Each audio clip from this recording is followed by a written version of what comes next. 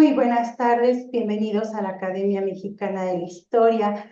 Como siempre, un gusto saludar a nuestro público que ya se encuentra conectado en nuestras transmisiones, tanto de la página de Facebook como en nuestro canal de YouTube. Pues vamos a dar continuidad a este ciclo titulado Izquierdas, coordinado por el doctor Carlos Sillares, miembro de número de nuestra academia. Y hoy tenemos la conferencia, como ustedes ya han visto, el feminismo socialista, que nos va a dictar la doctora Margarita Vázquez. Voy a leerles una semblanza de la doctora para posteriormente dejarle los micrófonos. Es licenciada en Historia por la Universidad de Sonora, maestra y doctora en Historia por el Colegio de México. Sus líneas de investigación están enfocadas en la historia de las mujeres y la historia intelectual. Asimismo, se ha interesado en desarrollar el método biográfico a través de la reconstrucción de trayectorias de mujeres. Actualmente escribe la biografía en paralelo de Sofía Trildl, Alma Reed, Esther Duffy, Turner, y ha recibido también la doctora varios premios y reconocimientos por sus trabajos de investigación. La presea al poderío de las mujeres sonorenses que otorga el H. Congreso del Estado de Sonora, esto en el año 2023, el premio Frederick Katz a la mejor tesis de posgrado sobre la Revolución Mexicana, otorgado por nuestra Academia Mexicana de Historia en el año 2020, la México Madero Fellowship, otorgada por Hispanic Division de la Biblioteca del Congreso de Estados Unidos, esto en el año 2018, y la Arthur King Memorial Fellowship que otorga la Biblioteca Bancroft de la Universidad de California, Berkeley, en el año 2017. También fue acreedora al Premio para Proyectos de Tesis de Investigación Histórica del Instituto Nacional de Estudios Históricos de las Revoluciones en México en sus ediciones 2011 y 2016. Asimismo, recibió una mención honorífica por parte del Instituto Nacional de las Mujeres en el 2012 en el concurso de tesis de género Sor Juana Inés de la Cruz. Integrante y fundadora de la Red Nacional de Académicas Feministas. Forma parte del comité directivo de la Red de Estudios de Historia de las Mujeres y de Género en México. Co-coordinadora del Seminario de Historia de las Sexualidades y de Género, esto en el Colegio Mexiquense, el Colegio de la Frontera Norte, Universidad Sonora, Universidad Autónoma de San Luis Potosí. Es encargada de la coordinación de investigación y profesora investigadora del Colegio Mexiquense y pertenece al Sistema Nacional de Investigadores. Conduce el programa de divulgación histórica Perspectivas Históricas en Canal 11. Entre sus publicaciones académicas más recientes se encuentran un libro que coordinó con Elizabeth Cejudo, Historia de las Mujeres y Género en México, Espacios y Experiencias Diversas, esto editado por el Colegio Mexiquense en el año 2023, Ethel Difut Turner, 1885-1969, una existencia al límite conmovida por la revolución sin Nacatepec, esto editado por el Colegio Mexiquense en el año 2022. Autoetnografía, conocimiento situado y serendipías en las escrituras de biografías de mujeres de fronteras, Corpus en el volumen 4, número 10, esto en enero, abril del 2024. El Día Internacional de la Mujer, Historia, Conmemoración y Constante Resignificación, en Cuauhtémoc Hernández Silvia, rememoran, investigar las fechas, marcas cívicas e históricas a inicios del siglo XXI.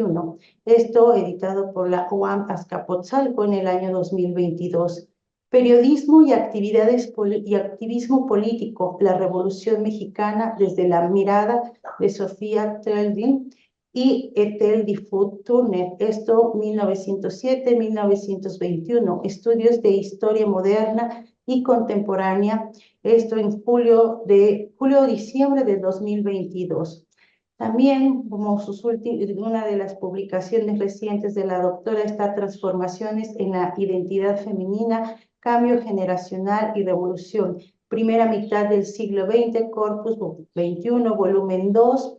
Esto en el periodo enero-abril del 2022 de la revista Las mujeres en la revolución y la posrevolución en historia del pueblo mexicano del INER en 2021. Y pues sin más, yo voy a dejarle los micrófonos a la doctora para que nos dicte su conferencia. Les recordamos que pueden realizar sus preguntas al final de la sesión en nuestra caja de comentarios, tanto de la transmisión de Facebook como en nuestro canal de YouTube. Darle me gusta a la transmisión, compartirla, siempre lo agradeceremos porque es justo el objetivo de la academia, difundir la historia. Y pues sin más, dejo los micrófonos a la doctora Vázquez. Muchas gracias, Yasmín, por la introducción.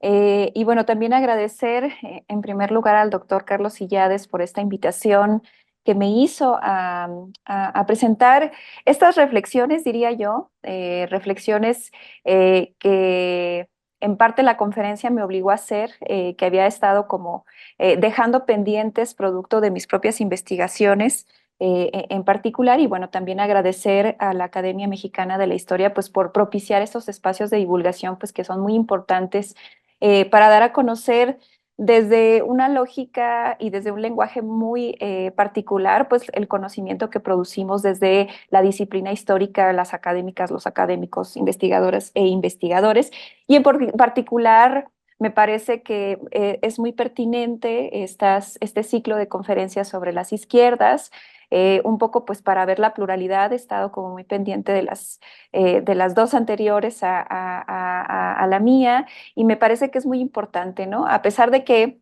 tenemos que segmentar, ¿no? Nos permite de alguna manera pues comprender la complejidad, ¿no? De la configuración de la historia de la izquierda o de las izquierdas en México. Y bueno, pues a mí me asignó el doctor Carlos Sillades, y que con mucho gusto acepté, pues hablar un poco sobre feminismo socialista, en el entendido de que desde mi propio lugar de enunciación, que es la historia, una historia pues que se construye desde una posición política feminista.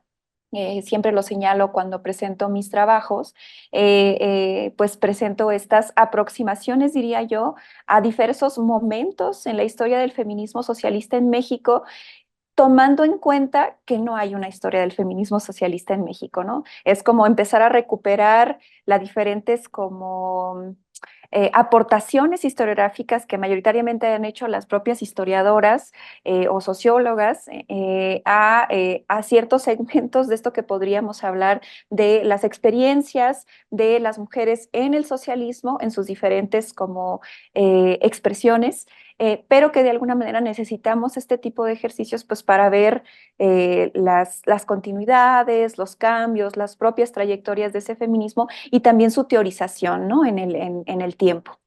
Voy a compartir pantalla.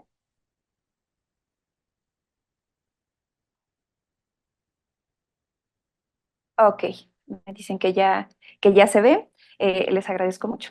Y bueno, lo titulé así. Sé que en el cartel general pues hablaba de feminismo socialista, pero bueno, a las historiadores y los historiadores nos gusta mucho como precisar de lo que vamos a hablar, sobre todo para no irnos por las ramas o decir cosas o no decir cosas que en realidad no estaban en el esquema, ¿no? De la preparación de esta conferencia, y por eso la titulo así o la subtitulo así, ¿no? Momentos y olajes en el siglo XX mexicano, es decir, escojo una temporalidad, es el siglo XX mexicano. Esto de alguna manera lo definen las fuentes, la propia historiografía que se ha producido hasta el momento, y oleajes porque justamente está en plena relación, obvio, con esta metáfora tan potente, aún persistente, aunque haya habido una serie de críticas desde la propia disciplina histórica a la idea de las olas, ¿no? Del feminismo, pero a mí me resulta aún útil porque nos permite pensar el feminismo no como un movimiento que a pesar de que las historiadoras han segmentado, ¿no? Sus etapas, al hablar de oleajes nos permite ver que no hay cortes, ¿no? Sino que hay momentos, digamos, de calma, momentos de gran ebullición, ¿no? De gran presencia política y en el activismo feminista, y por eso creo que sigue resultando útil la metáfora de las oleajes, de las olas, pensando que el movimiento feminista está como engarzado, ¿no? Si nosotros analizamos, no sé, desde que lo he hecho, ¿no? Por ejemplo, en el estudio que hice sobre la conmemoración del 8 de marzo en la actualidad, cómo el feminismo tiene, digamos, vínculos o se engarza o se atrapa de la historia propia del movimiento feminista, que en realidad muchos de los movimientos lo hacen, ¿no? Porque es parte de la identidad y demás de estos movimientos. Y es con lo que quiero comenzar esta conferencia hoy, hablando del 8 de marzo, ¿no?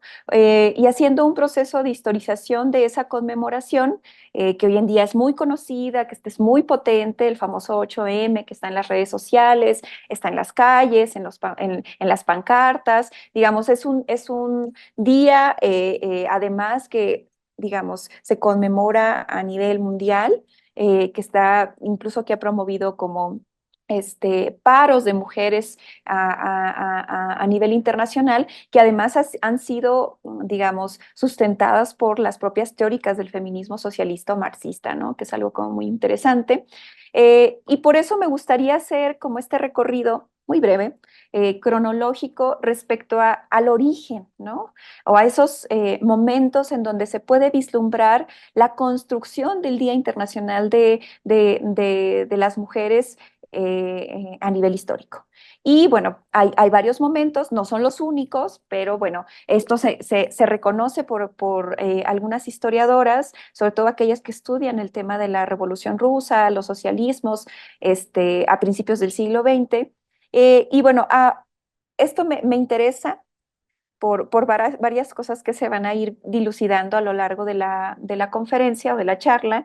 Y en primer lugar, bueno, hay que señalar que es en 1907 cuando tiene lugar la primera conferencia internacional de mujeres socialistas y es ahí donde se está ya entre los muchos tópicos que las mujeres van a abordar en torno pues, a sus preocupaciones, a sus intereses, es imprimir en esta primera conferencia mundial de mujeres que tiene lugar en Stuttgart, Alemania, en donde se dice que pues hay un consenso en donde se señala que todos los partidos socialistas deberán luchar por el sufragio femenino. Es 1907 y las movilizaciones a favor del sufragio femenino están presentes en Europa, en Estados Unidos, y que de alguna manera esto les permita llevar esta estrategia del sufragio femenino a las obreras, ¿no? Y ahí se empiezan a discutir sobre, bueno, quiénes son aptas para votar, quiénes no, y bueno, las socialistas van a tener una posición como muy clara respecto a que tiene que ser un voto universal también para las mujeres, ¿no? Pero esto se va a ir discutiendo conforme pase los años o las reuniones, y después viene 1908, en la Federación de Clubes de Mujeres de Chicago, se empieza, ¿no?, a conmemorar el Día de la Mujer. Un 3 de mayo hay mítines, reuniones, parades, como le llaman, y va a empezar a tener diferentes expresiones esta como conmemoración o celebración del Día de la Mujer para reconocer a las mujeres trabajadoras, etcétera, etcétera. Después, en 1909, se fijan, es cada año cómo va desarrollándose esta construcción del Día de la Mujer. El Partido Socialista de Estados Unidos, que es lo que más he estudiado a nivel del feminismo socialista, por mis investigaciones de mujeres radicales intelectuales estadounidenses en México, el Partido Socialista va a tener una sección de mujeres muy potente, muy, muy potente. Una de las eh, colaboradoras, solidaria con los presos políticos del Partido Liberal Mexicano en Los Ángeles, va a ser la líder del Partido Socialista y la sección de mujeres en Los Ángeles, Frances Noel. O sea, no es fortuito, ¿no?, estos encuentros de los cuales vamos a hablar, pero bueno, es el Partido Socialista que un 28 de febrero de 1909, pues, conmemora el Día de la Mujer. Entonces son diferentes fechas, pero digamos, lo que rodea esto es nombrar un día de la mujer, ¿no? Por otro lado, viene en 1910, tiene una reunión, la segunda conferencia internacional de mujeres socialistas. Esto tiene lugar en Copenhague, en Dinamarca. Y es aquí donde de alguna manera se retoma la propuesta que llevan las representantes del Partido Socialista de Estados Unidos de empezar a imaginar, ¿no? Un día de la mujer. Pero además está, digamos, hay un contexto en donde se están pronunciando para luchar contra el militarismo, o sea, ya se huele, ¿no? La Primera Guerra Mundial, el chauvinismo. También hablan de la maternidad como una función social. También esto tiene una lógica y las historiadoras hablan de un feminismo de la maternidad en la época. Y bueno, también un combate, ¿no? Contra la influencia religiosa. Y es quien, digamos, propone retomar la iniciativa o la propuesta de las socialistas estadounidenses es la propia Clara Zetkin, ¿no? Entonces, de alguna manera, eso es importante, pero ahí hay un asegún. Es en el segundo Conferencia Internacional de Mujeres Socialistas donde se vota que se rechaza el voto calificado, que es más o menos lo que se promovía por las feministas liberales, por así decirlo, o burguesas en la lógica socialista. Hay un rechazo al voto calificado, es decir, aquellas que tuvieran como ciertas capacidades, habilidades y condiciones económicas para votar, y ellas, digamos, acordaron en esta conferencia que sería el sufragio universal para todas las mujeres mayores de edad, sin títulos de propiedad, sin cuestiones por impuestos o por condición económica. eh, y de alguna manera esto tiene esa particularidad, ¿no? En el caso de el socialismo, porque son esas representantes socialistas que están trabajando directamente con las obreras, ¿no? En las fábricas y en los diferentes espacios de trabajo, los sectores de servicios, etcétera, etcétera, en donde las mujeres se están organizando, apoyadas por mujeres como Frances Noel, de la que hablaba hace un momento. Y bueno, después viene 1911 y se empieza a conmemorar justamente el Día Internacional de la Mujer Trabajadora en toda Europa en marzo, el 19 de marzo, ¿no? Se elige el 19 de marzo para hacer ahora sí, Día Internacional de la Mujer Trabajadora. Hay diferentes expresiones en diferentes países de Europa y esto es muy importante. Es en 1911 también cuando tiene lugar el famoso incendio en la fábrica textil Triangle de Nueva York, en donde mueren alrededor de 123 mujeres, más hombres que también estaban en la fábrica, pues por no poder salir, ¿no? Y eso hablaba pues de las condiciones de ese capitalismo salvaje del cual estaban los socialistas criticando y los líderes y el movimiento obrero en general, y de alguna manera también se tomó este incendio, ¿no? En la fábrica textil que tuvo lugar el 25 de marzo de 1911, pues también para darle un sentido al Día Internacional de la Mujer. Entonces, cuando uno va y busca en Google, pues algunas notas van a decir que tiene que ver con el incendio de la fábrica textil o con lo que voy a hablar a continuación, que está íntimamente ligado con la Revolución Rusa. Es en 1913 cuando se da el primer Día de la Mujer en Rusia y se sigue conmemorando en 1915, 14, 15, 16. Y es muy interesante porque es en 1917, Rusia ya está completamente metida en la Primera Guerra Mundial. Obviamente esto ha implicado el reclutamiento, ¿no? De los hombres rusos que están en el campo de batalla, en las famosas trincheras, combatiendo en Europa. Y por otro lado, bueno, tenemos eso de un lado y por el otro tenemos a las mujeres sosteniendo, ¿no? A Rusia, ¿no? A las familias, pero también trabajando en las fábricas, fabricando municiones, haciendo los uniformes de los soldados, etcétera, etcétera.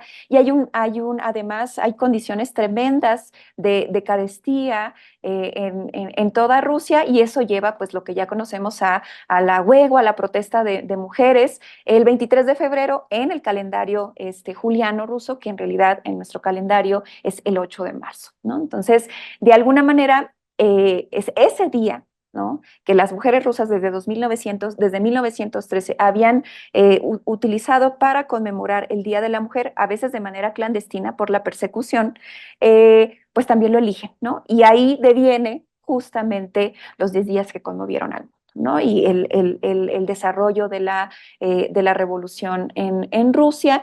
Y traigo esto a colación porque me parece importante reconocer que hay todo un contenido histórico anclado al socialismo, ¿no? De principios del siglo XX y en el propio Día Internacional de la Mujer. Obviamente, conforme se fueron institucionalizando o tomando en cuenta la lucha de las mujeres, bueno, pues en 1975 en México se celebra el Año Internacional de la Mujer y es donde también se señala el 8 de marzo como el Día Internacional de la Mujer, pero como ocurre en muchos casos, no es el único, hay una especie de lavado, ¿no? De deslavado, de borradura, ¿no? De estos orígenes socialistas del Día Internacional de la Mujer. Es muy interesante que en el último paro que se convocó de manera global de mujeres hace algunos años ya,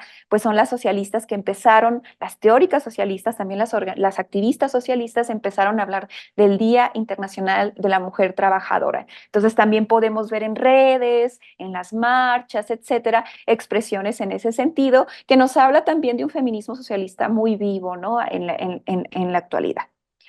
Bueno, y bueno, para eso pues me gustaría hablar en términos generales de hacia dónde va o qué es el feminismo socialista. Esto es importante señalarlo acá porque, digamos, este recorrido histórico que vamos a comenzar a dar, ¿no? A lo largo de esta charla, hace mucho sentido, ¿no? Cuando vemos, ¿no? Ya la teoría del feminismo socialista o del feminismo marxista, pues construida, ¿no? Y esto tiene lugar, pues justamente en una etapa muy importante para el feminismo, que es la segunda ola del feminismo. Estamos hablando de la década de 1970, donde varias mujeres, ¿no? Que habían, digamos, desarrollado sus estudios universitarios o profesionales e intelectuales, o su desarrollo intelectual, digamos, en el marxismo, ¿no? Van a empezar también a mirar críticamente la teoría marxista, ¿no? Y bueno, en términos generales, el feminismo socialista explica el poder a partir de dos estructuras o sistemas de dominación: el capitalismo y el patriarcado. Digamos, el marxismo como tal se concentra particularmente en reconocer esta estructura de dominación, de explotación en el capitalismo. Lo que hacen estas feministas teóricas socialistas o marxistas es que también reconocen que hay una estructura que va, digamos, entroncada con el capitalismo y es el patriarcado, ¿no? Es un concepto político, ¿no? Pero también es una teoría social, una teoría crítica, pero también es movimiento, ¿no? Porque el feminismo socialista está en las calles. Eh, como ya decía, parte del marxismo, pero al mismo tiempo lo revisa críticamente, ¿no? Y esto, bueno, generó muchísimos debates en los ambientes intelectuales de la época. ¿Y qué van a decir estas mujeres, entre muchas cosas? Bueno, que hay una división sexual del trabajo, que Marx, que Engels no vieron o medio vieron, ¿no? Y que hay una serie de desigualdades derivadas de esa división sexual del trabajo. Y además, estas mujeres lo que van a empezar a hacer es a problematizar, ¿no? El trabajo no remunerado, es decir, el trabajo de reproducción que han hecho históricamente las mujeres para sostener al capital, ¿no? Entonces, de alguna manera, esto es un elemento muy importante que va a traer, desde mi punto de vista como feminista, va a refrescar, ¿no? A la teoría marxista y va a poner en el centro de la discusión también la condición de las mujeres, la situación de las mujeres. Y aquí pongo algunas teóricas, que la mayoría surgen en los 70s, 80s, están escribiendo en los 70s, en los 80s, entre ellas hay una historiadora, Sheila Rowton, y me parece muy importante. Bueno, Silvia Federici también hace historia. Su libro famoso, El Calibán y la Bruja, es esta aproximación, ¿no?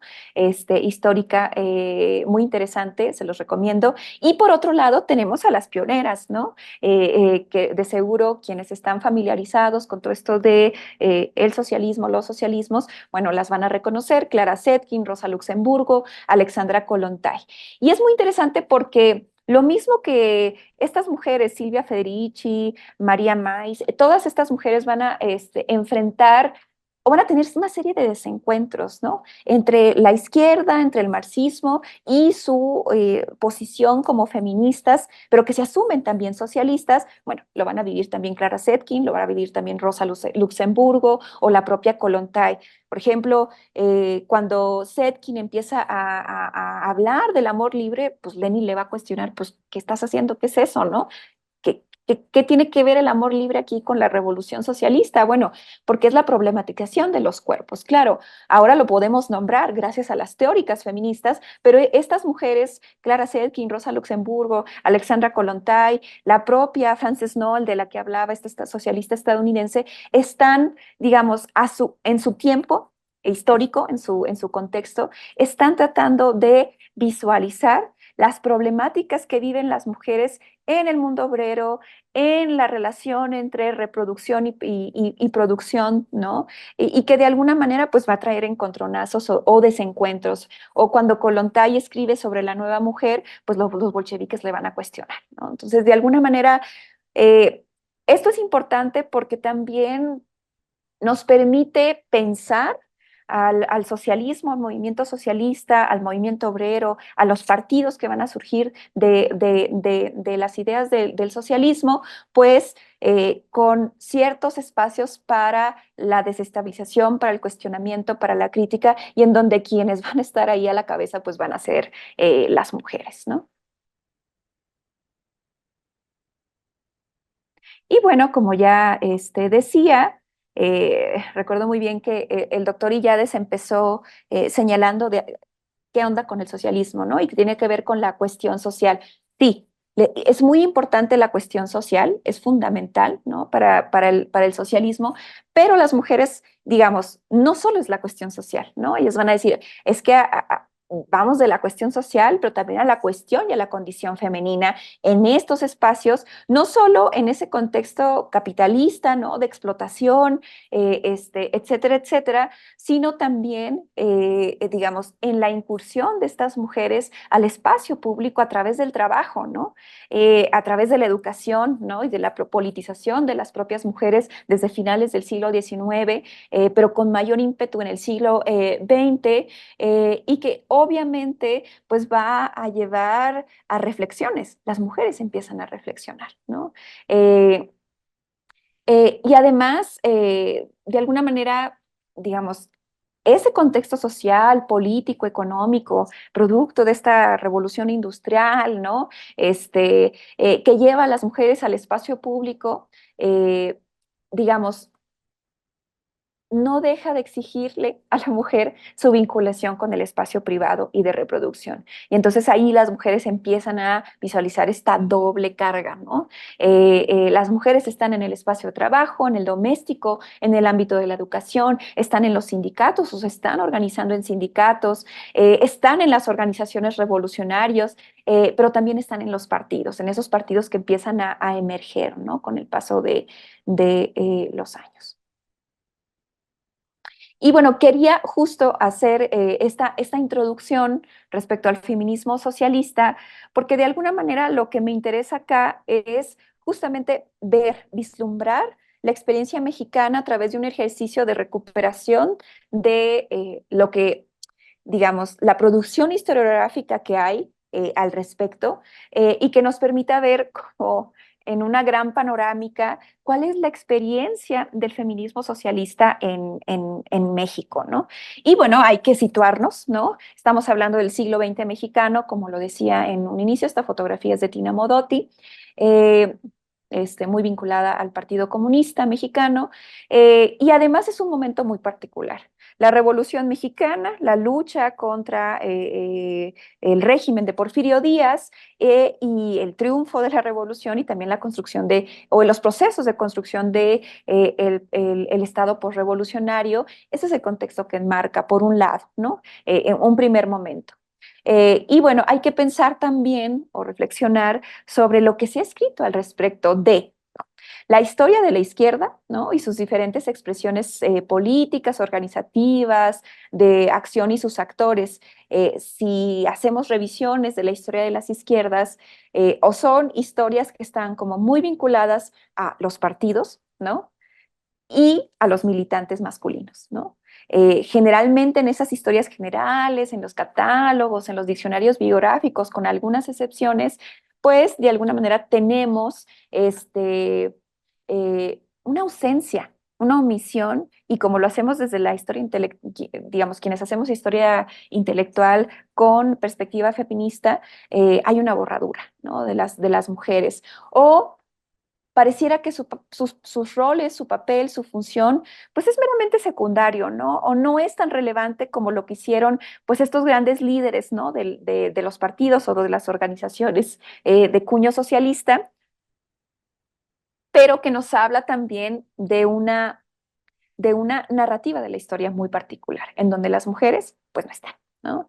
Y por otro lado, bueno, también pensar que hay importantes aportes en los últimos años en estudios sobre el feminismo y su relación con la izquierda o el socialismo, particularmente anclado a los partidos de la segunda mitad del siglo XX, en su relación con la nueva izquierda, etcétera, etcétera. De eso voy a hablar un poquito más adelante, pero me parece importante señalar que, digamos, esta recuperación de la presencia, participación, acciones, pensamiento de las mujeres en el feminismo socialista ha costado y ha sido producto, digamos, de las propias académicas feministas que han tenido la intención de recuperar trayectorias de mujeres del socialismo. Pienso todo el trabajo que hizo la revista FEM, justo iniciada en la segunda ola del feminismo, al recuperar, por ejemplo, las historias de Concha Mitchell, Soledad Orozco, Benita Galeana, Adelina Cendejas,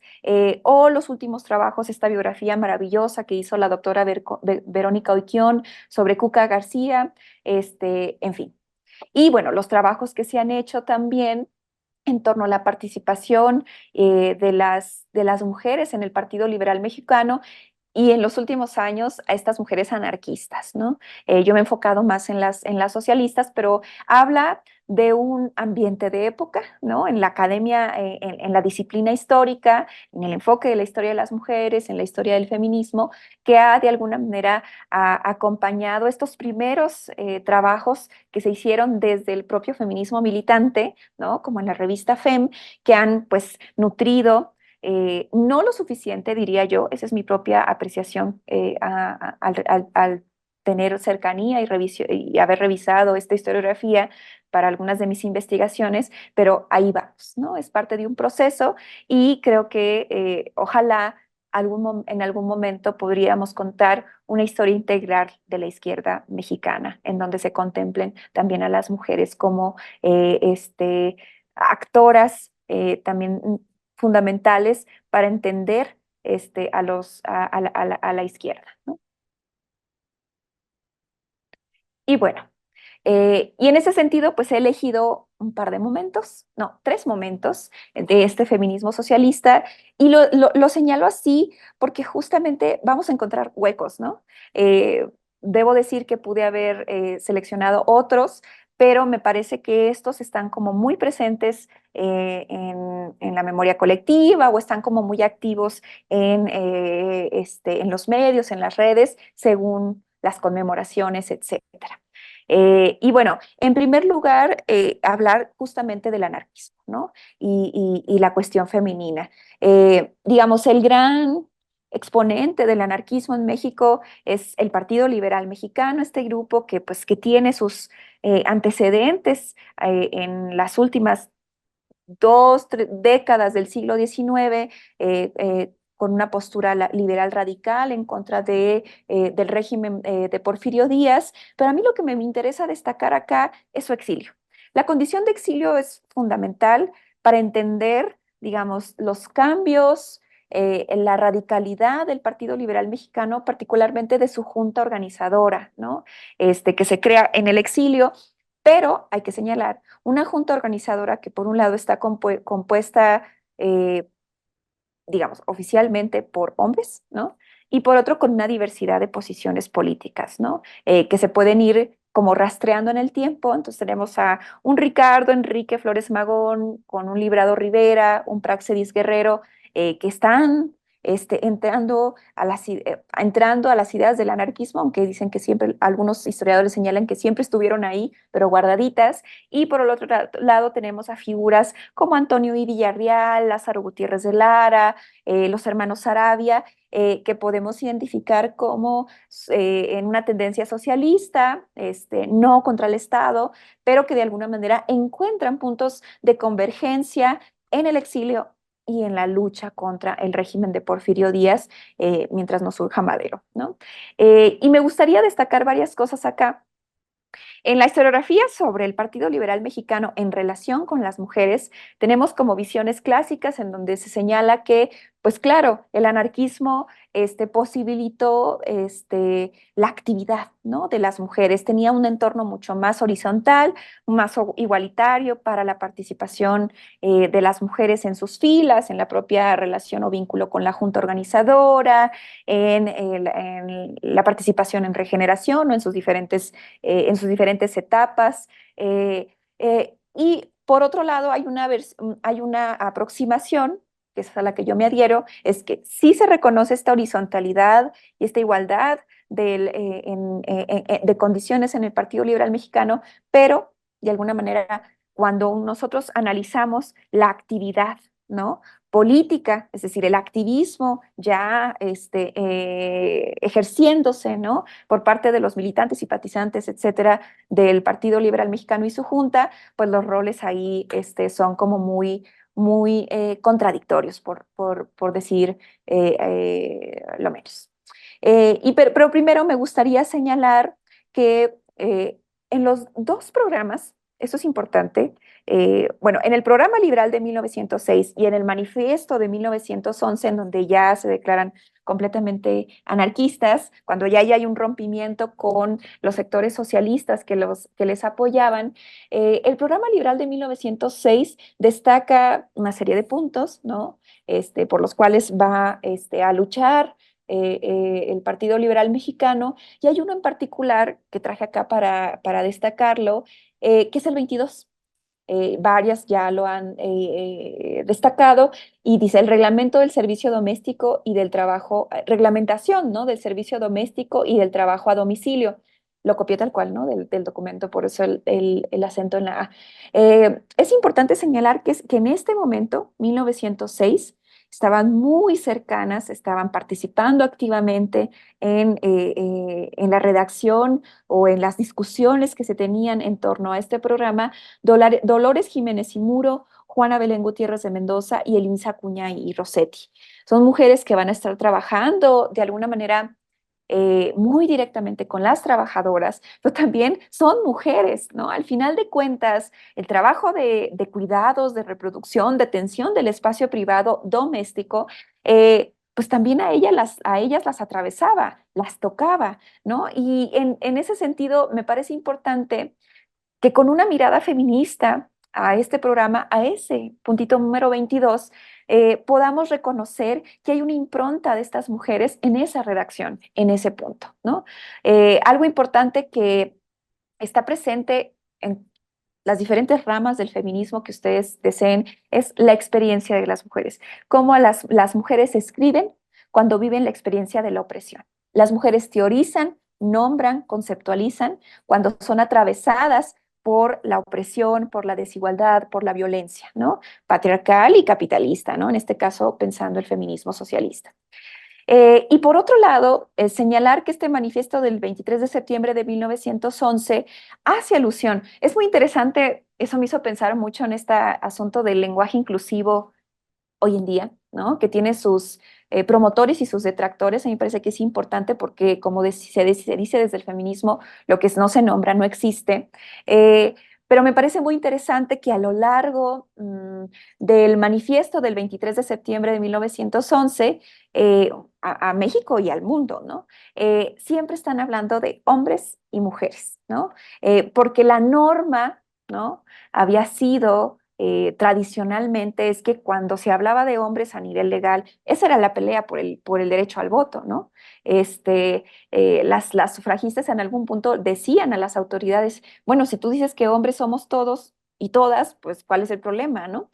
Porque el hombre se volvió como la mira de, pues de la historia de la humanidad, ¿no? O de la humanidad en términos más claros. Y es muy interesante que en este manifiesto se nombran a los hombres y a las mujeres. Y aquí en este manifiesto, mientras, por ejemplo, los miembros de la Junta son detenidos y detenidos otra vez y otra vez, las mujeres están activas intelectual y políticamente hablando, sostienen regeneración. Hay una investigación de Nathan Elstrand que habla justamente de que en realidad quienes sostenían regeneración mientras los hombres estaban presos, pues eran las mujeres. María Talavera Brusé, la pareja de Ricardo Flores Magón, su hija Lucía Norman y entre otras, ¿no? Más aquellas que estaban vinculadas al sostén de la vida, es decir, la alimentación, la vestimenta, el cuidado, etcétera, etcétera, son fundamentales. Es que hay que imaginar, o sea, sin el trabajo de reproducción y de cuidados, las revoluciones no son posibles. Y eso es algo muy importante y que ha recuperado justamente las teóricas feministas, particularmente las italianas. En fin. Esto quería resaltar acá porque sí, las mujeres están presentes, ¿no? En lo que tiene que ver con el desarrollo de la política digamos, y las proposiciones ideológicas del Partido Liberal Mexicano. Pero por otro lado, me parece importante reconocer que hay un contraste entre discurso y la dinámica del activismo político, ¿no? Al interior de la Junta Organizadora o entre los militantes y simpatizantes del Partido Liberal Mexicano, porque de alguna manera hay como roles específicos para las mujeres, ¿no? Contestar cartas, transcribir, ¿no? Lo que escriben a mano los miembros de la junta o los que participan en regeneración, la comida, ¿no? El vestido, el cuidado. También se dedicaron, por ejemplo, a enseñar inglés, ¿no? A obreros mexicanos, particularmente las estadounidenses que estaban muy vinculadas a la junta como Ethel Duffy Turner o Sophie Treadwell, que ellas eran socialistas. Pertenecían al Partido Socialista, al igual que John Kenneth Turner, y otros personajes ahí que aparecen en estas imágenes. Y además es muy interesante que hay un compromiso de estas mujeres en función de las necesidades de la lucha. Y entonces es ahí cuando se trascienden, ¿no? Los roles de género, ¿no? Que pareciera que están asignados, pero que no son estáticos. Eso es algo que es muy interesante cuando se analizan las fuentes documentales, ¿no? O los reportajes o lo que señalan respecto a lo que hacen las mujeres. Y como ya decía, justamente los encarcelamientos de los líderes masculinos de la junta, del partido, pues obviamente va a ampliar, ¿no? La actividad, las funciones de las mujeres en la lucha. Y obviamente, como ya les decía, está María Talavera, Lucía Norman, activando, sosteniendo regeneración, aunque no firmen ellas, es muy interesante, o su nombre no aparezca. Y por otro, mujeres que son militantes del Partido Socialista, pero que también están sosteniendo a la Junta. Está esta mujer que era la esposa de Lázaro Gutiérrez de Lara, Hetty Elliott de Lara, que además aparecía en los mítines. Yo me la encontré en la prensa californiana en Los Ángeles y no sabemos nada de ella, ¿no? Lo que sí es que lo que descubrí es que era militante del Partido Socialista en Estados Unidos, ¿no? Y bueno, aquí algunas imágenes de este grupo, ¿no? Que también lo ha estudiado Claudio Lovnitz, yo lo abordo, pero desde la perspectiva de la reconstrucción biográfica de Ethel Duffy Turner, que aquí está. Pero de alguna manera eso nos permite ver los encuentros, ¿no? Las convergencias entre diferentes posiciones o formas de entender la lucha revolucionaria, ¿no? Eh, y algo que también me gustaría destacar acá, que esto tengo, digamos, lo he estudiado desde el análisis también de las masculinidades en el Partido Liberal Mexicano y en Regeneración, pero hay que entender que digamos, en esta fase ya abiertamente anarquista del Partido Liberal Mexicano, pues hay un rechazo al feminismo, ¿no? Lo hacía también otras mujeres anarquistas como Emma Goldman, ¿no? En Estados Unidos, que también tuvo vínculos con los miembros de la Junta Organizadora, particularmente con Ricardo, y lo que decían en los escritos, pero que lo escribían los hombres, ¿no? En Regeneración, que el feminismo era una tendencia desviada de la emancipación de la mujer, pero no son los únicos, o sea, incluso sectores del socialismo en general creen que la lucha por el voto es burgués, ¿no? Eh,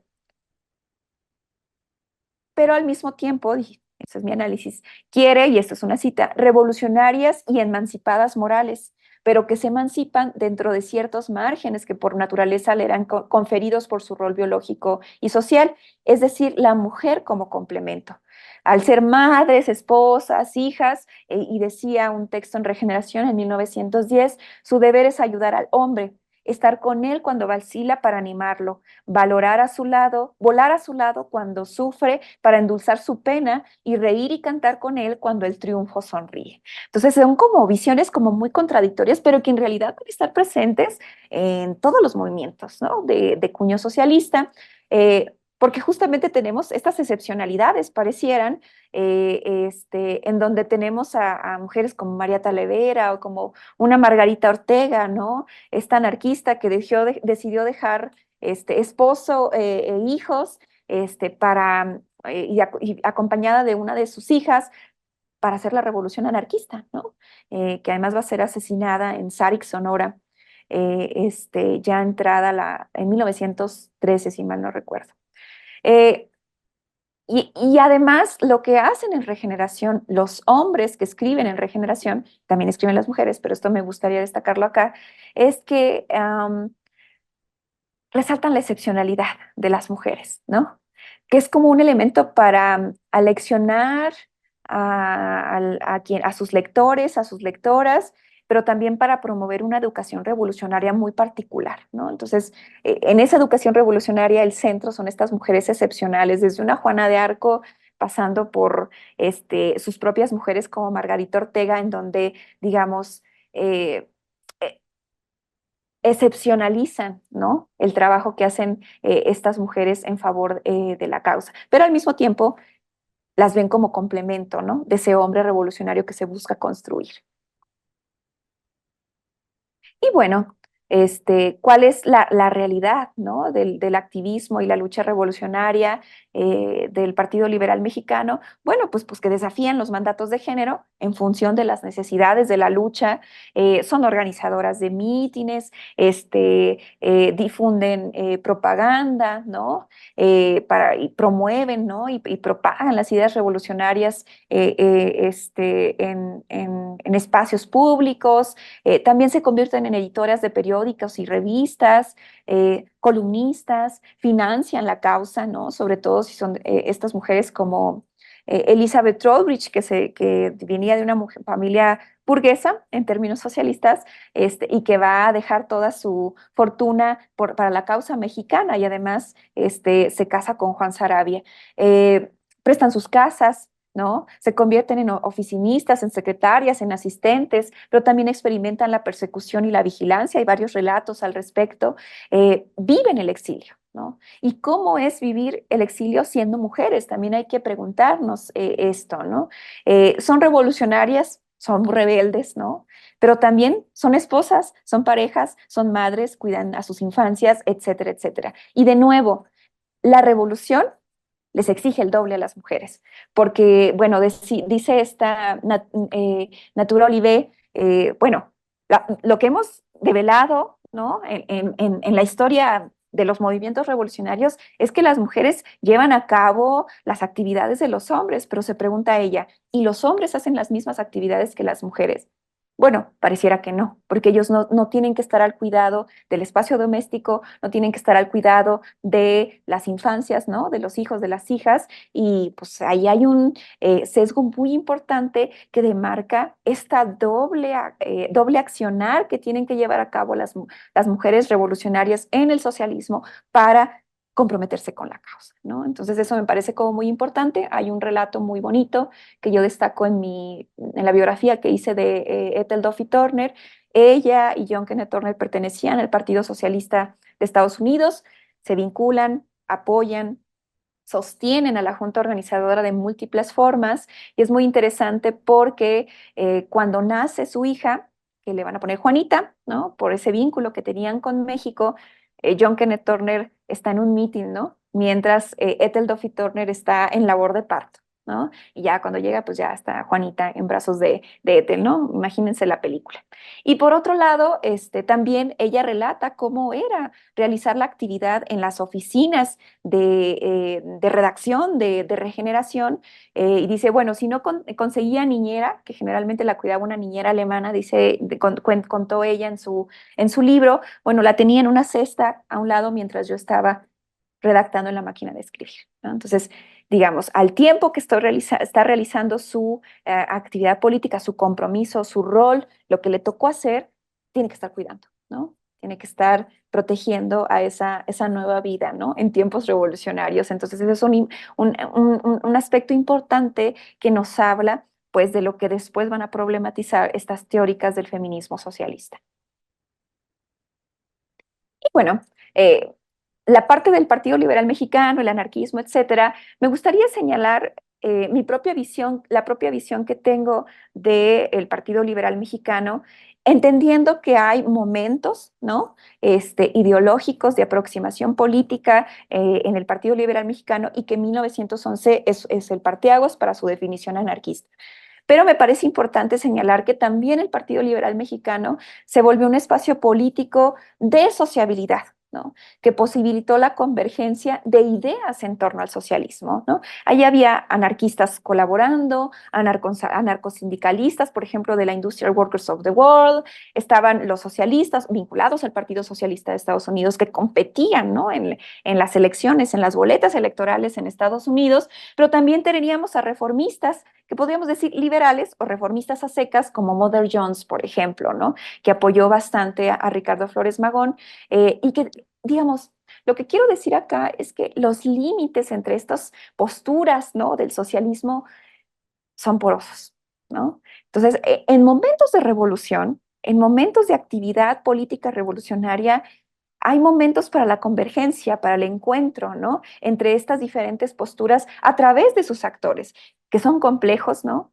Que además, digamos, tienen el carácter de que pueden tomar decisiones y que fluctúan en el tiempo. El caso de John Kenneth Turner y de los socialistas es particular. Le dan la espalda al Partido Liberal Mexicano, por un lado, por su pronunciamiento anarquista. El Partido Socialista ya había roto relaciones con la Industrial Workers of the World, con los anarcosindicalistas, porque no estaban de acuerdo con la acción directa, por ejemplo.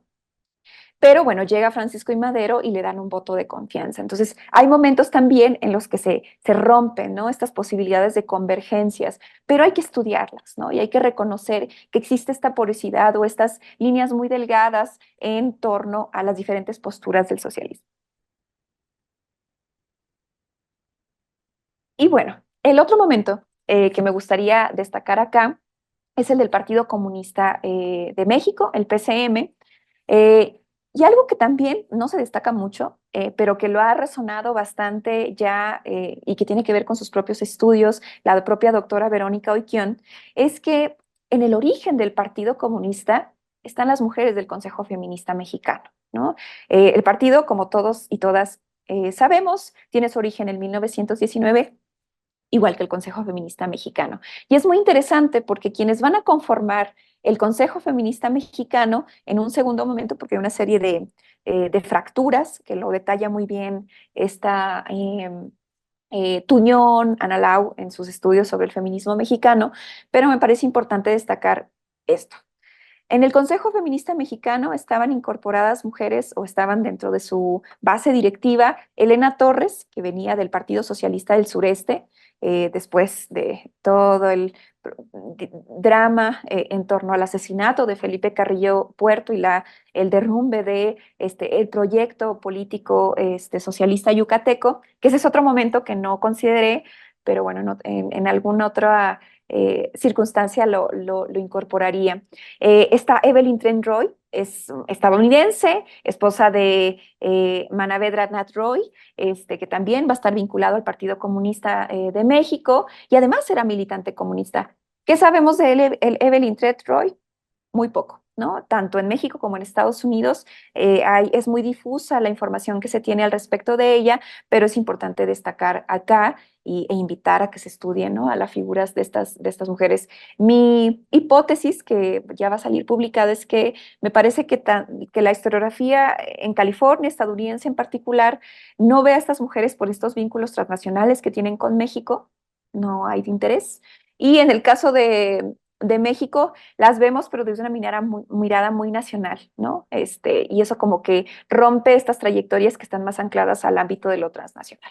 En fin, también está María del Refugio García, Cuca García, que además fue una gran militante del Partido Comunista, y Estela Carrasco, una figura muy interesante vinculada a la Industrial Workers of the World en su sede en México, y esto nos habla de algo que me parece muy interesante, es que, digamos, según la coyuntura social, política que está viviendo México, estos actores, actoras que están en diferentes momentos, ¿no?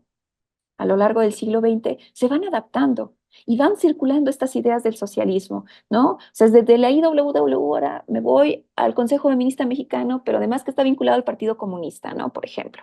Y eso me parece como importante destacar acá. Y bueno, claro está, el Partido Comunista va a incorporar a las mujeres en su lucha, incluso en sus estatutos lo considera como iguales a mujeres y hombres, ¿no? Y bueno, hay que señalar que pues en el Partido Comunista, sobre todo en esta etapa, ¿no? Tanto la etapa clandestina, ¿no? Desde su fundación hasta los 30, en la época cardenista, las demandas de las mujeres están centradas en aspectos laborales y de clase, ¿no? Igualdad salarial, descanso durante el embarazo, que eso es un tema que las atraviesa completamente a ellas y a sus cuerpos, el hecho de que se dote también a las mujeres de tierra. Y es muy interesante que en este transitar, en donde hay una presencia activa de las mujeres en el Partido Comunista, pues que en 1931 se cree un departamento femenino dirigido por mujeres comunistas para que atiendan, ¿no? Las problemáticas de las mujeres dentro del marco de la lucha del Partido Comunista, la lucha de clase y la confrontación con el gobierno o el Estado, ¿no? En este primer momento.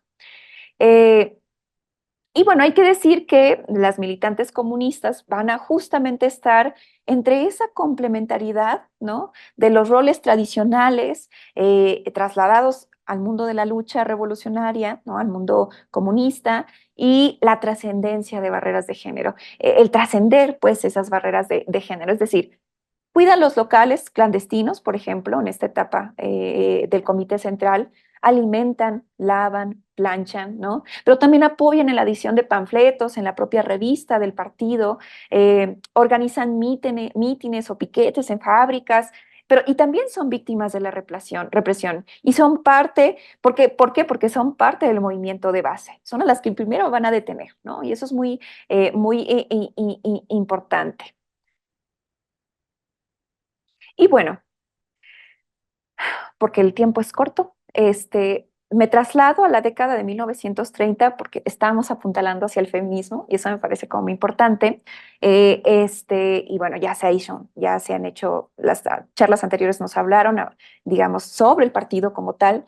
Eh, en la década de 1930 en México, en la cuestión del voto va a obtener una relevancia importantísima. Ya había estado presente en discusiones, Hermila Galindo lo llevó a las discusiones del constituyente en Querétaro, obviamente fue rechazado, pero de alguna manera está presente. En la década de 1930 es un tema muy importante, muy álgido y algo como sintomático de esto es que en la coyuntura electoral de 1934, todavía no hay ese encuentro, ¿no? Entre el cardenismo y el Partido Comunista.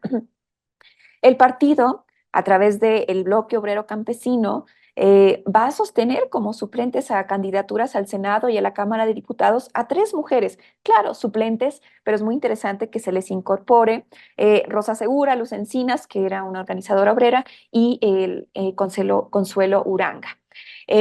Después van a venir los famosos congresos de mujeres obreras y campesinas que tienen lugar en el 31, en el 33, en el 34 y en el 35.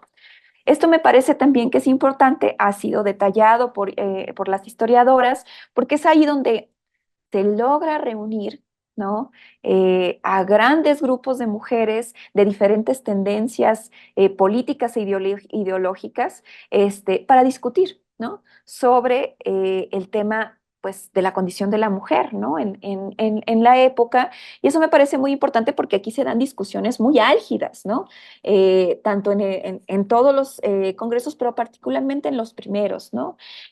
Porque las militantes comunistas siempre están como en una especie como de eh, amarre, ¿no? Una complejidad ahí entre la militancia, entre lo que exige el Partido Comunista, la Internacional, y esta necesidad de luchar por los derechos de las mujeres, en particular el sufragio, entre justamente el feminismo burgués, ¿no? Y el comunismo, ¿no? Por eso no se asumían en este primer momento pues como feministas, porque justamente lo importante era la militancia comunista y pues ahí va a haber importantísimas discusiones entre los diferentes sectores de mujeres, unas con un gran soporte del partido oficial, pero pues eso no quiere decir que las discusiones no fueran álgidas. Algo que me parece importante también en este marco es que las comunistas van a incorporar en sus demandas la exigencia del voto. Es en el Congreso de 1933, lo mismo que pasó en 1907, 8, 9 con las conferencias de las socialistas en Europa, lo van a replicar acá. Pues años después, las comunistas, ¿no? En esos acuerdos que van a tener con otras mujeres de otros sectores políticos e ideológicos, y lo que logran las comunistas en el Congreso de 1933 es que se propusiera la lucha por el voto integral. Y eso me parece muy importante porque es lo mismo que se discutía con las socialistas en Europa, ¿no? O la reunión de las conferencias de mujeres socialistas. Eh, y eso marca una diferencia muy importante respecto al feminismo liberal, que podríamos decir institucional, también lo podríamos llamar así, de Hermila Galindo en el 16-17, ¿no? Porque, digamos, cuando ella va al constituyente, ella no propone el voto integral, sino a ciertas mujeres con cierto nivel educativo, por este miedo que en realidad estaba más que vivo en los 30, a que las mujeres votaran por la reacción, es decir, por los grupos conservadores, ¿no? Eh, este, eh, y por otro lado, es importante que, además de que lograron esto, porque ellas estaban pensando en las obreras, claro está, cualquier propuesta que se saliera de su ordenamiento de clase, de su lucha, pues era rechazada. Entonces, pues se armaban muy buenas discusiones y debates, pues en estos congresos, que me parece muy importante destacar. Y bueno, pero llega 1935 y hay un momento importantísimo, no solo en México, sino a nivel internacional, ¿no? Eh, Voy a ir de atrás para adelante. En 1935 se hace posible algo que las mujeres vinculadas al partido oficial, es decir, el partido del Estado, PNR, lo que, digamos, que habían estado propugnando una federación de mujeres, una unificación de mujeres, y las comunistas decían no. Bueno, en 1935 se hace posible la unificación de las feministas, ¿no?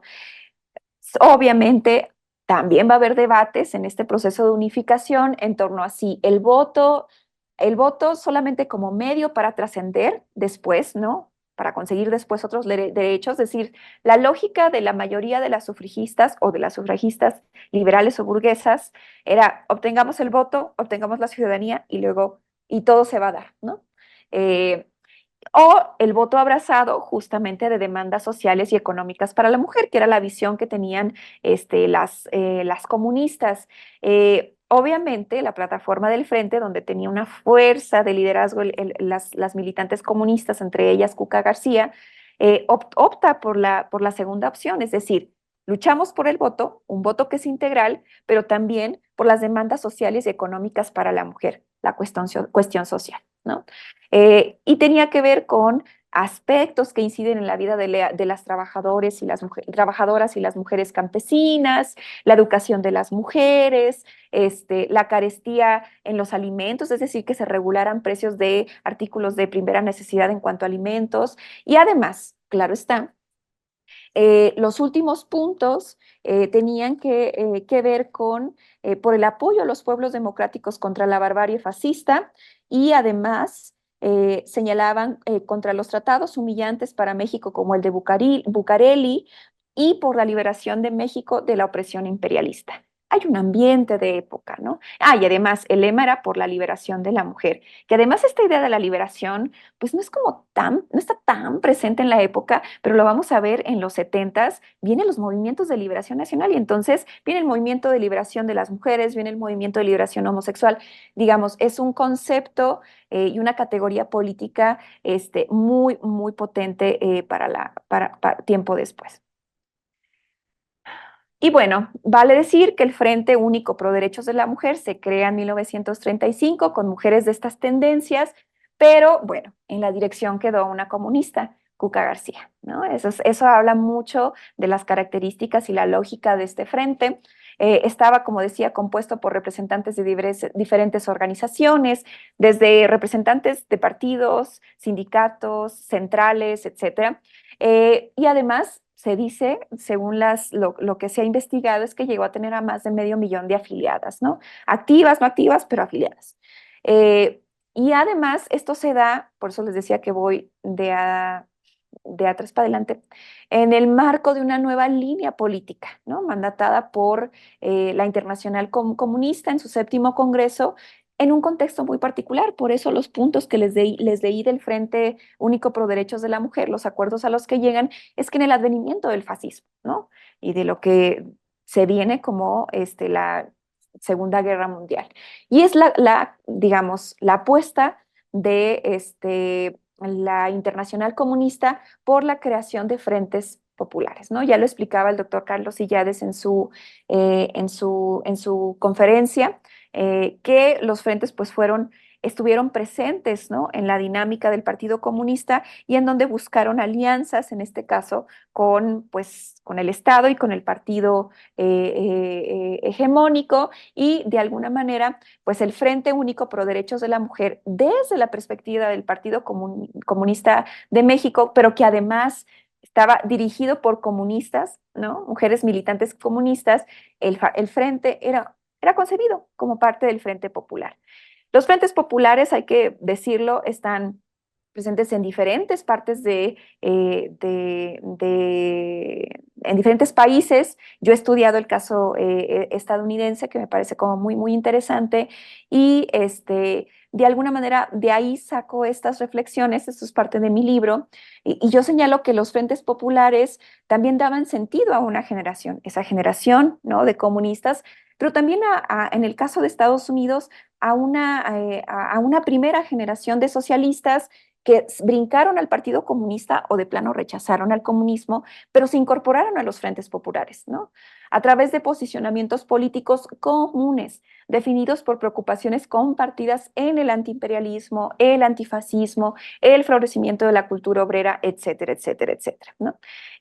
Por ejemplo, aquí tenemos el caso del ALIAR, ¿no? De esta liga de artistas, que sí, o sea, su base eran militantes comunistas, pensemos en Diego Rivera, pero no eran los únicos en donde había colaboración. Algo similar había en Estados Unidos y, por ejemplo, Ethel Dofito nunca fue comunista, pero participó en estos grupos, ¿no? Vinculados al Frente Popular, pues para apoyar, por ejemplo, la lucha en favor de la República Española, por ejemplo, ¿no? En la Guerra Civil Española. Y bueno, estos frentes se expresaron y representaron de variadas maneras en el arte, la literatura, en la formación de clubes, ligas y en la formación de frentes femeninos, ¿no? O feministas. Y bueno, hay que señalar que la característica principal del Frente Popular es que se fincó en una estructura de sentimiento. Esto es un concepto de un historiador estadounidense, frente a las problemáticas de la época, trascendiendo el origen comunista del mismo. Es decir, sí había una base, ¿no? Había una organización comunista, pero entre sus miembros no había militantes, había figuras que creían en la revolución, que estaban ancladas a las ideas del socialismo y que eran pues importante pronunciarse contra el fascismo, apoyar la República Española, etcétera, etcétera, etcétera. Y lo que yo digo, pues es que era parte de una consolidación de una cultura de izquierda alimentada desde inicios del siglo XX, ¿no? Es decir, por eso vamos a ver a personajes que en un primer momento, no sé, simpatizaban con el Partido Liberal Mexicano y después los vamos a ver en otros grupos, ¿no? O asociaciones de cuño socialista. Y bueno, eso no quiere decir que todo fuera miel sobre hojuelas, ¿no? Disculpen por el reflejo del sol, pero está cayendo la tarde. Había dificultades, ¿no? De la militancia de las mujeres en el Partido Comunista.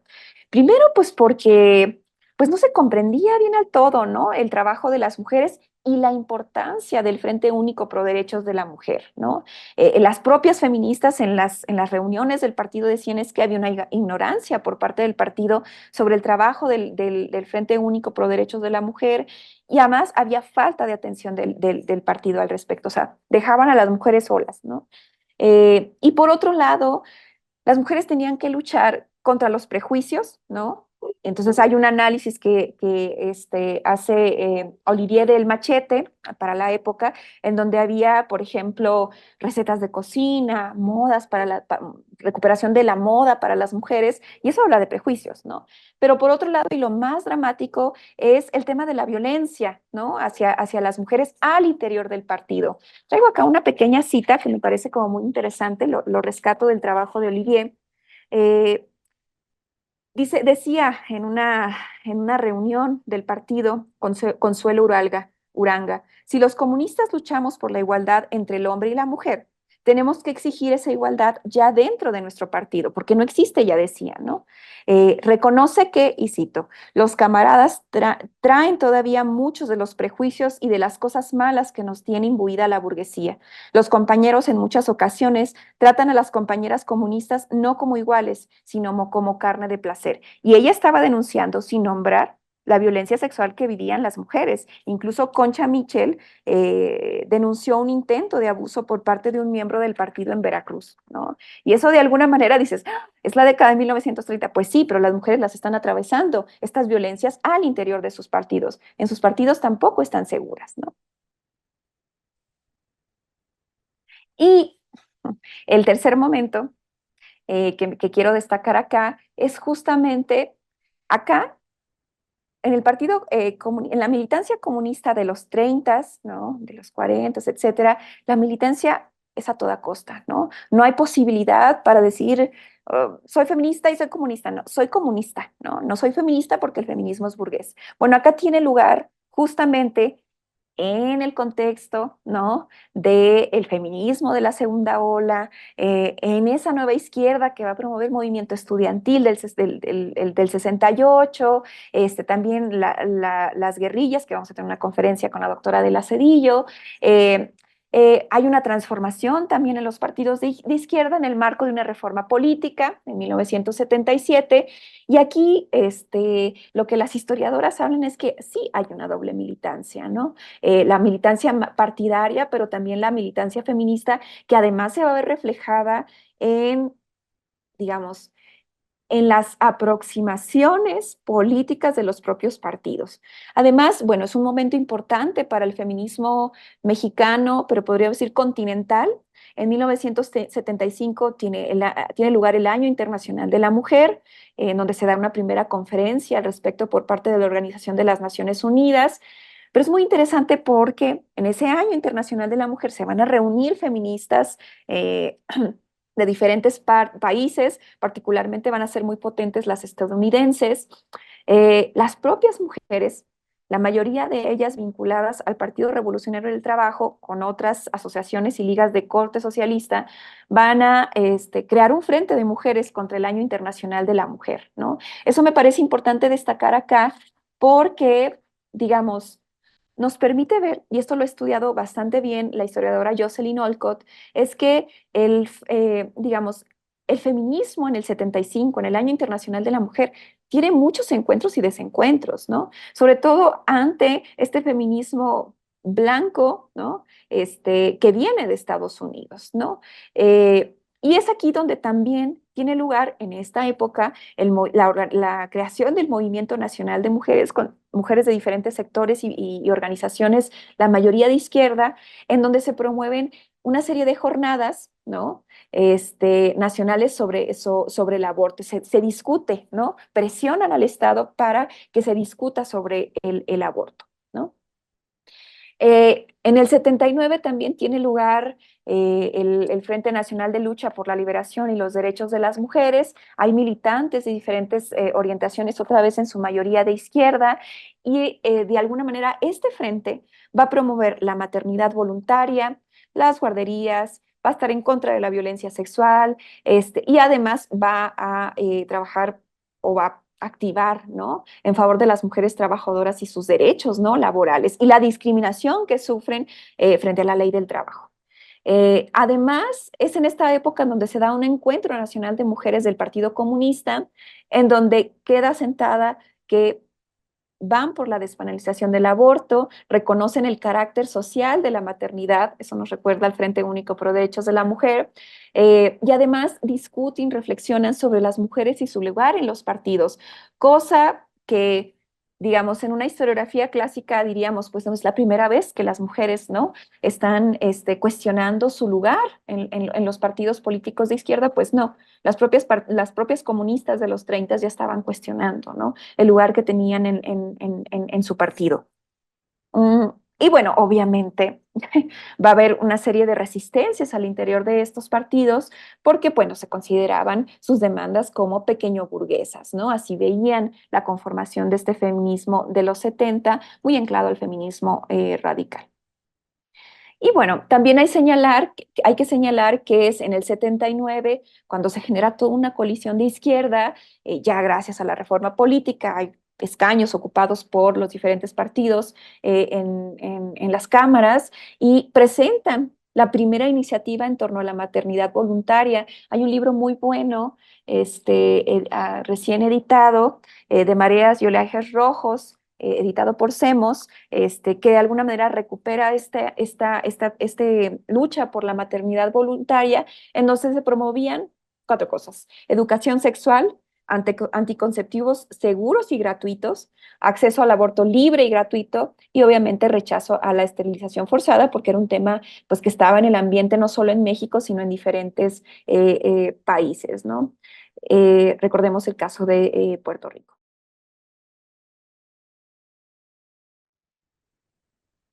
De alguna manera hay que señalar que es muy interesante que en el 9 Congreso del Partido Comunista, en 1981, pues por primera vez, ¿no? Se aborda el tema de la sexualidad, el placer y el cuerpo como parte de un derecho, está en sus estatutos, y además se reconoce al Frente Nacional por la Liberación y los Derechos de las Mujeres, es decir, están reconociendo a las feministas, ¿no? Como aliadas o aliados ellos de ellas, en fin, es decir, en esta colaboración que va a tener la izquierda a través de estos partidos con el feminismo, ¿no? Y es el proceso de consolidación de el feminismo socialista mexicano, ¿no? Y además hay que señalar que el feminismo estuvo presente en estas transiciones de los partidos de izquierda a través de sus demandas y postulados. Y bueno, vean aquí el machete, pues hablando de la legalización del aborto, ¿no? Este es un número de los 80s. Y bueno, como decía, pues estuvo presente el feminismo en esas transiciones. Por ejemplo, en el Partido Socialista Unificado de México, en la candidatura de Martínez Verdugo, pues el tema del aborto y la maternidad voluntaria fue un tema de su programa político y eso me parece muy interesante, pero no es hechura de Martínez Verdugo, es de la presencia y de la discusión constante que están teniendo las feministas socialistas al interior de sus partidos, ¿no? También se habló y reconoció ojo, del doble rol de las mujeres como reproductoras de la fuerza de trabajo. Es decir, ya se está empezando como a nombrar las implicaciones de la división sexual del trabajo y de las implicaciones de las mujeres como reproductoras de esa fuerza de trabajo, todo enmarcado en esta teoría del feminismo socialista con la cual inicié esta charla. Eh, eh, y bueno, también señalar que tomaron en cuenta esta doble explotación sin, ojo, dejar de lado las diferencias de clase, porque justo en estas convergencias mm, entre militantes de los partidos, feministas, etcétera, pues se reconoce diferencias de clase, ¿no? Eso es importante. Por ejemplo, el Partido Mexicano de los Trabajadores también toma en su agenda la demanda de las mujeres y algo muy interesante es el Partido Revolucionario de los Trabajadores, desde el 77 hasta el 92, va a contar con una comisión de la mujer. Eh, lo que se señala es que quienes han estudiado el tema es que las trotskistas tenían claridad en cuanto al movimiento feminista, y esto es muy interesante, ¿no? Incluso el PRT va a dar soporte al movimiento de liberación homosexual. eh, Y además son las que posibilitan, ¿no? Con otras, el Frente de Mujeres contra el Año Internacional de la Mujer en el 75, que eso es muy importante. Y bueno, hay que destacar que tuvo como candidata a Rosario Ibarra de Piedra, ¿no? Es una mujer. Y eso también, pues, es sintomático, digamos, de la forma en la que está incorporado el feminismo socialista a estos partidos, ¿no? Y bueno, pues podríamos decir que en todas estas transformaciones, producto de coaliciones y de desaparición de un partido para la conjunción de otros, pues podríamos hablar incluso del Frente Democrático Nacional y su transformación en el PRD, en donde también hubo una incorporación de demandas feministas. Está la coordinadora de mujeres Benita Galeana, la coordinadora feminista del Distrito Federal, pero también surge esta base del feminismo popular que va a estar muy presente después del terremoto del 85 en la Ciudad de México y que de alguna manera va a dar sentido incluso a jóvenes, no sé, pienso como Clara Brugada, ¿no? Más allá de filias o fobias ante lo que está ocurriendo en la dinámica política actual. Y bueno, me gustaría terminar diciendo, para dar paso a algunas preguntas, comentarios, eh, digamos, señalando unas reflexiones que escribió Marta Lamas en un textito que escribió en la revista de la Universidad de México y que se titula El 68 y mi cultura política. Lo que dice Marta Lamas es que las feministas de izquierda, digamos, al cierre de la década de 1980, tuvieron la voluntad de integrarse a la dinámica política del país, es decir, le van a entrar, ¿no? A la política, otras no se interesan y se quedan en la organización de base, y eso es importante también destacar acá, ¿no? Y estas fueron las mujeres que ejercieron la doble militancia, quienes se convirtieron en universitarias, ¿no? Y profesoras de las nuevas generaciones de feministas. Yo estoy haciendo un estudio sobre el feminismo en el Estado de México, y si nosotros hacemos una recuperación a través de las trayectorias de algunas mujeres que llegan en los 80s a la Universidad Autónoma del Estado de México, algunas de ellas vienen del PRT, ¿no? Se instalan en la UAMX y bueno, son algunas de las pioneras de la incorporación de la teoría feminista, de la perspectiva feminista en la Universidad Autónoma del Estado de México, pero también como organizadoras en las fábricas de la zona, ¿no? Son quienes además logran abrir los espacios para los estudios feministas y de género, ya lo decía, que adivino también en lo que se conoce la institucionalización del feminismo a través de la perspectiva de género, pero era algo que, que, que, digamos, las feministas tomaron de por sí, ¿no? Tanto las liberales como las que venían de la izquierda, pues para ocupar, ¿no? Las instituciones del Estado, las universidades, etcétera. Y es a partir de la década de 1970 donde también surgen organizaciones feministas socialistas de corte autónomo, producto justo con el pasar de las décadas de la teorización, la lectura que hacen estas mujeres, problematización y disputa de los conceptos de opresión, poder y desigualdad en la tónica marxista. Y claro, está un ejemplo muy claro es, por ejemplo, Pan y Rosas, ¿no? Esta organización feminista socialista que, por ejemplo, si nosotros nos acercamos a la realidad argentina hoy bajo el gobierno de Milei, están súper activas, ¿no? El Pan y Rosas están como muy presentes en la lógica contestataria contra la política de Milei, de este libertarianismo, digamos, que busca desarticular el Estado, pues, para el capital, ¿no? Por decirlo en estos términos de los cuales estamos hablando.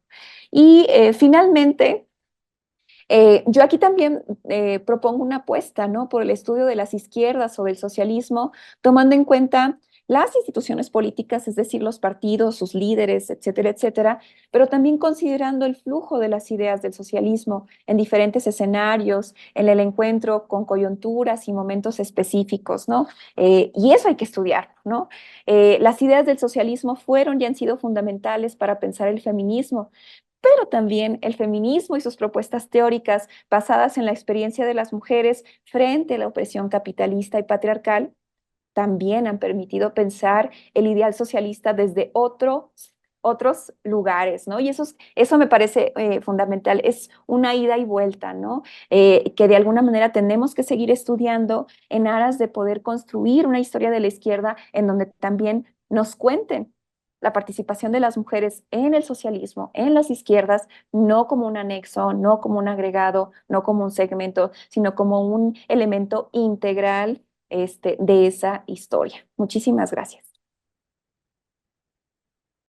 Doctora, muchas gracias a usted por esta conferencia y pues justo ya invitamos a nuestro público. Recuerden que pueden hacer sus preguntas en nuestra caja de comentarios de la transmisión de Facebook o el canal de YouTube. Estamos muy atentos para pues darle lectura a estas preguntas. Agradecemos también las felicitaciones, los saludos que nos hacen llegar en ambas transmisiones, las veces que se ha compartido y los likes que nos han dejado en nuestra transmisión. Pues vamos a dar un tiempo justo para que lleguen estas preguntas y por el momento vamos a leer una de Rosa María López.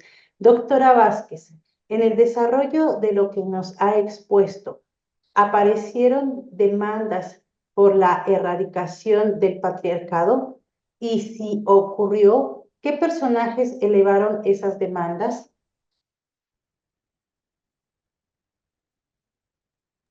Ok, claro, muchas gracias. Es que eso es lo interesante, ¿no? Es a partir de, digamos, justamente del feminismo de la segunda ola, de la construcción, definición clara de este feminismo socialista que se da en los 70 gracias a esta teorización y del trabajo de base, ¿no? De las mujeres socialistas, ya sea el partido que fuera, empiezan justamente a argumentar en torno a la erradicación no solo del capitalismo, es decir, la lucha contra el capitalismo, sino también el patriarcado, entendiendo el patriarcado y el capitalismo como un nodo, ¿no? Que va ahí junto con pegado, ¿no? Al final de cuentas, eso me parece como un elemento fundamental que es, digamos, está anclado a la segunda ola del feminismo y al feminismo socialista ya nombrado como tal, ¿no? Que tiene lugar en ese periodo. Y bueno, van a ser, pues, todas las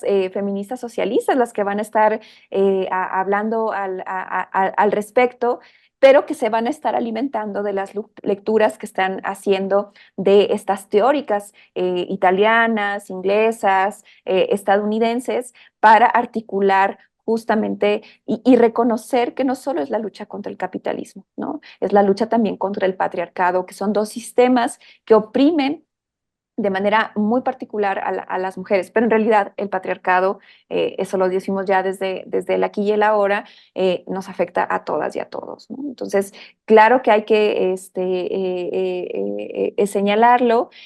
Podríamos leer a Marcela Lagarde, también es contemporánea a Marta Lamas, pero que ahí están articulando al respecto, ¿no?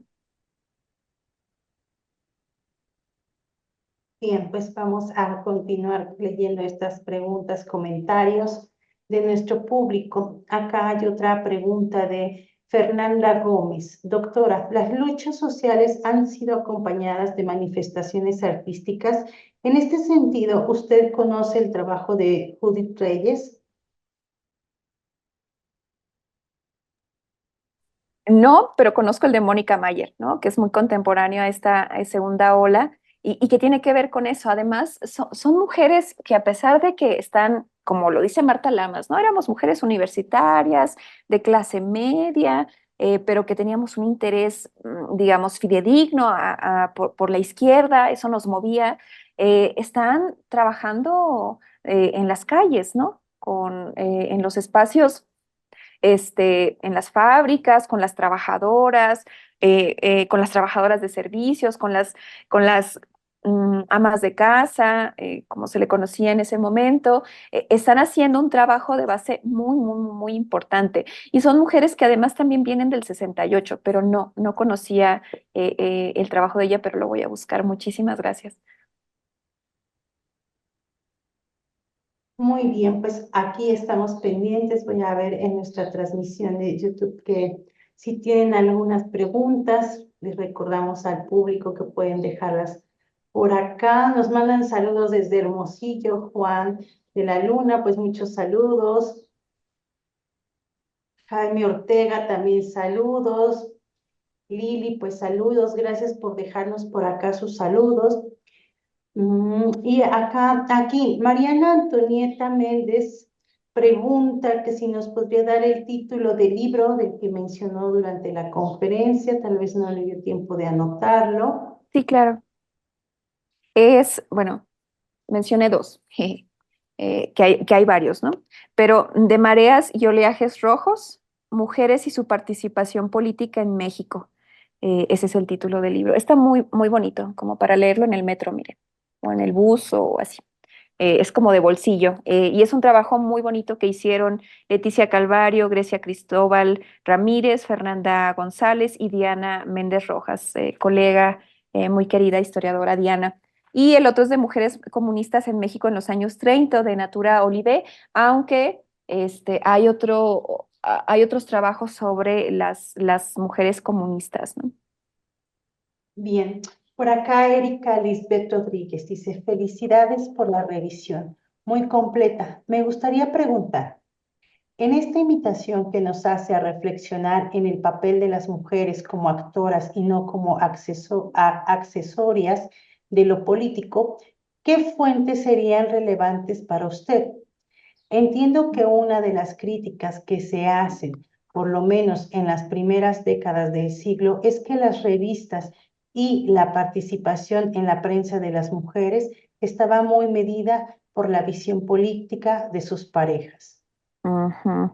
Sí, bueno, yo estudio a mujeres de principios del siglo XX, este, de alguna manera utilizo y analizo lo que estas mujeres escriben en revistas, ¿no? En la prensa, porque de alguna manera si solo lo dejamos a que solo está mediada por la visión política de sus parejas, pues estamos dejando todo a ese prejuicio, ¿no? Claro, hay que reconocer que las parejas, sobre todo si son políticamente muy activas, ¿no?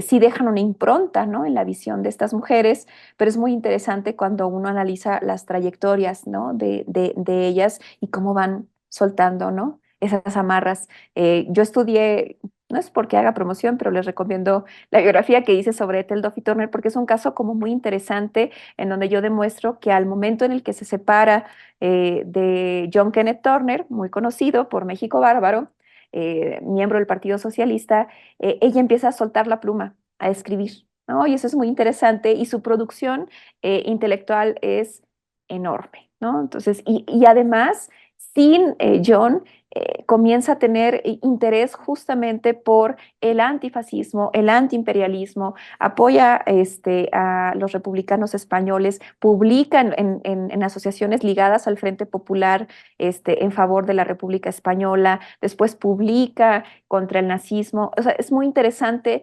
cómo también estos que habla la doctora Mila Davasant en el tema de las biografías, estos hitos en las vidas de las personas, en el caso de las mujeres, son fundamentales para poder también explicar la forma en la que escribes y en la que escriben. Y en cuanto a las fuentes, híjole, yo creo que rastrearlas desde muchos lugares. Si tenemos acceso a un archivo personal, a correspondencia, eso es maravilloso, ¿no? Porque nos permite contrastar obra y a través de la correspondencia. Pero por otro lado, buscar redes, vínculos. Las mujeres no están aisladas, ninguna. O sea, por ejemplo, se habla de Cuca García, que era pues la más conocida, o una de las más conocidas militantes del Partido Comunista en los 30, líder del Frente Único Pro Derechos de la Mujer. Tenía vínculos y redes con muchos personajes importantes de la vida política de este país. Tenía una gran amistad con Lázaro Cárdenas, por ejemplo, ¿no? Entonces, esas redes las mujeres las utilizan, o sea, no están como esperando a que les caiga ahí el interés o el apoyo masculino, sino que van contracorriente, pero encuentran espacios, ¿no? Para desarrollarse o los pelean, ¿no? Y los hacen suyos.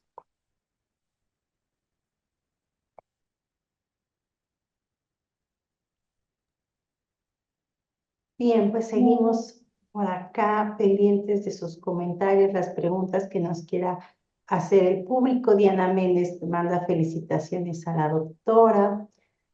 Agradecemos las felicitaciones. Aquí María Antonieta dice, el tema ha sido muy vigente. Gracias, doctora Vázquez, doctora Vázquez. Dice que si por favor podría dar algunos títulos de sus libros, porque ya entró un Ah, poco tarde y ya no escuchó la sí, semblanza. sí, claro, claro. El libro es, hasta yo me acuerdo, es Ethel Duffy Turner, Ethel Duffy Turner, eh, Una vida conmovida por la revolución. Fue editado por el Colegio Mexiquense y si gustan adquirirlo, lo encuentran en la librería virtual del Colegio Mexiquense. No recuerdo el costo, pero hay envíos a todo el país. Ok, ok.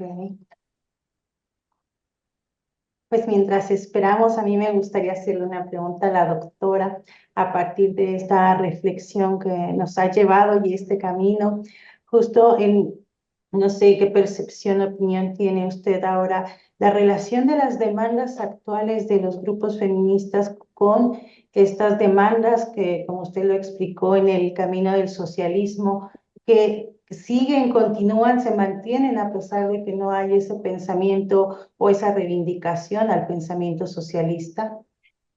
Sí, es que en realidad el feminismo socialista está más vivo que nunca.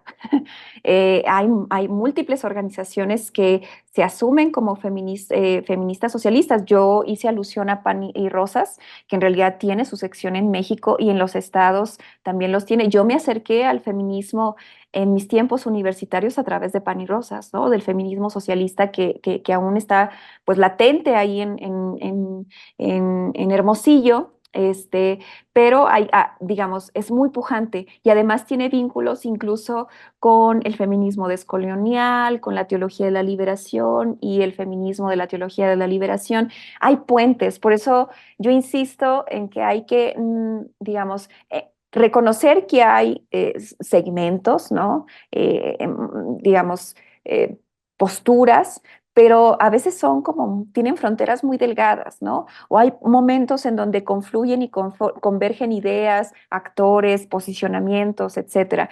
Entonces, sí, o sea, nosotros vemos en las calles, no sé, en una manifestación en un 8 de marzo o en cualquier manifestación feminista, vemos, por ejemplo, pancartas que aluden al feminismo socialista. O sea, eso está ahí, está latente porque de alguna manera, pues también hay una sensación de crisis, ¿no? Del capitalismo en su expresión neoliberal y de alguna manera, pues el feminismo socialista pues se presenta como una opción viable para salir de el atolladero de la desigualdad, de la pobreza, ¿no? De la violencia hacia la mujer, la opresión, etcétera, la explotación.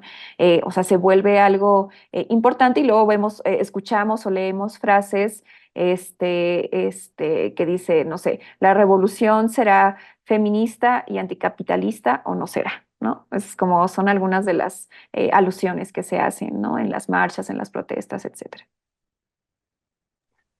Por ahora no tenemos más preguntas, pero como siempre invitamos al público que igual posteriormente deje sus comentarios, sus preguntas y estaremos pendientes para hacérselas llegar a la doctora, pues si es que llegan posterior. Sabemos que mucho de nuestro público también ve estas conferencias ya grabadas, no justamente en vivo.